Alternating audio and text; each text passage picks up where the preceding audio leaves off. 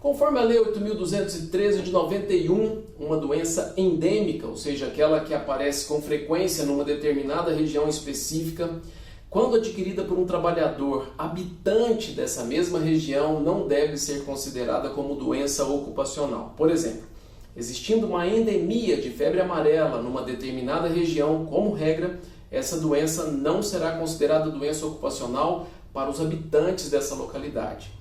A mesma lei, no entanto, prevê uma exceção e diz que caso haja comprovação de que essa mesma doença endêmica seja resultante de uma exposição ou contato direto determinado pela natureza do trabalho, ela deve sim ser considerada uma doença ocupacional. E o coronavírus, onde ele entra nessa história?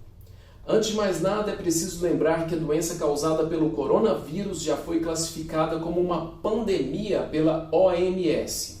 E o que isso significa? Grosso modo, significa que há uma epidemia dessa doença que se transmite com facilidade em nível mundial.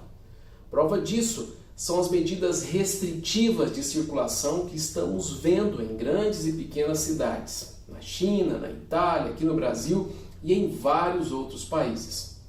Um artigo publicado na revista Science há 4 dias atrás estima que até o dia 23 de janeiro de 2020, quando ainda não haviam restrições de viagens na China, 86% dos casos de infectados por coronavírus não haviam sido notificados, identificados ainda.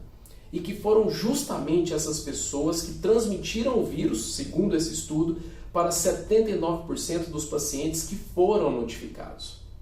Quando comparamos esses dados com a nossa realidade, parece que eles fazem mesmo muito sentido. Prova disso é que do avião presidencial até a pequena mercearia da esquina já não é mais possível saber com exatidão onde o vírus está e quem o está propagando. Todos esses dados me fazem crer, nesse momento, e é bem provável que isso mude ao longo do ano, que a infecção causada pelo coronavírus não deve ser considerada uma doença ocupacional. Eu sei que vocês devem estar se perguntando, nem para os médicos, aqueles que estão lá na linha de frente do atendimento aos infectados. Antes de mais nada, é preciso mais uma vez enaltecer e agradecer aos médicos e a todos os profissionais de saúde que estão na guerra contra o Covid-19. Não só no Brasil, mas no mundo todo. Mas com todo o respeito àqueles que discordam, por agora, penso que nem para esses profissionais a infecção pelo Covid deve ser tratada como uma doença ocupacional. E me baseio na literalidade da própria lei, que afirma que para ser considerada como ocupacional é necessário comprovar que a mesma doença foi resultante de uma exposição ou contato direto determinado pela natureza do trabalho. E hoje, diante do caráter pandêmico e democrático do coronavírus, e também de todos os dados científicos levantados até aqui, essa comprovação, e percebam que a lei diz comprovação e não suposição, me parece impossível. Mais uma vez, isso não significa dizer, nem de longe, que médicos e demais profissionais de saúde não devam ser tratados de forma diferenciada, levando em conta os riscos aos quais estão sujeitos.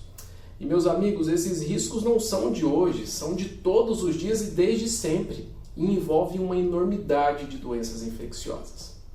Alguns até dirão, mas eles já ganham o adicional de insalubridade para isso.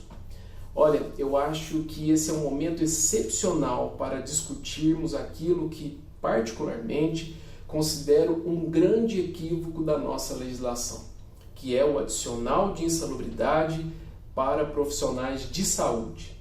Na minha opinião, o mais correto para eles seria o adicional de periculosidade e não de insalubridade. Mas para não ficar muito longo esse vídeo, a gente deixa esse bate-papo para o próximo. Forte abraço, tchau, tchau.